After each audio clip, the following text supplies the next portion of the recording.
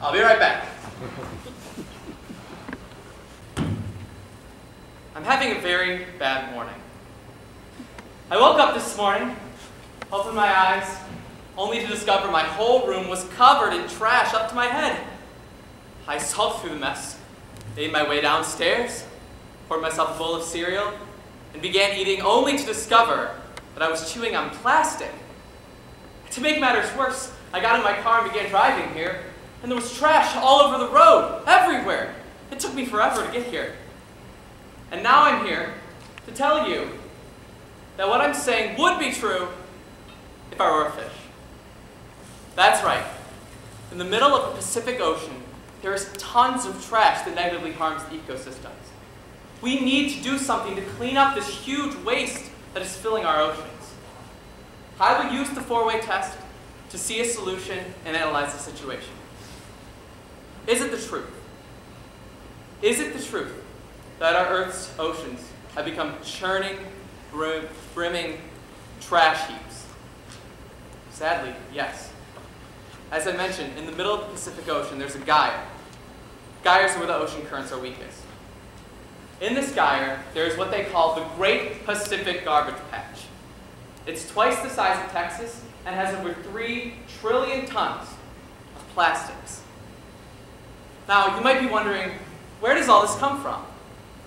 Well, partly it comes from ships that accidentally drop the plastic, but most of it comes from runoff from urban places. Of that, 80% is plastic, which is not biodegradable. And of that 80%, 93% are plastic bags. It is the truth, and we need to stop it. If you want more evidence, go to YouTube and type in Great Pacific Garbage Patch. It's quite disturbing. Is it fair to all concerned? No.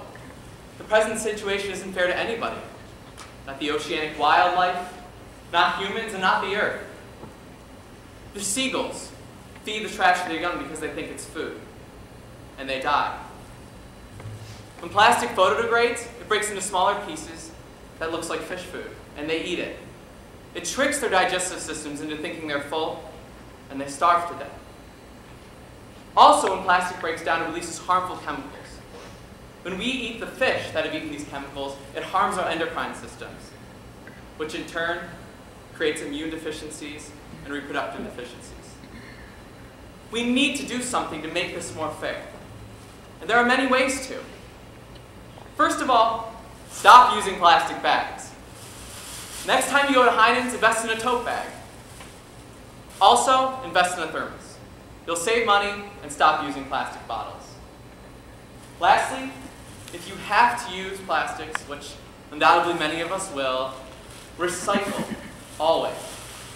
This will help it become more fair to all concerned.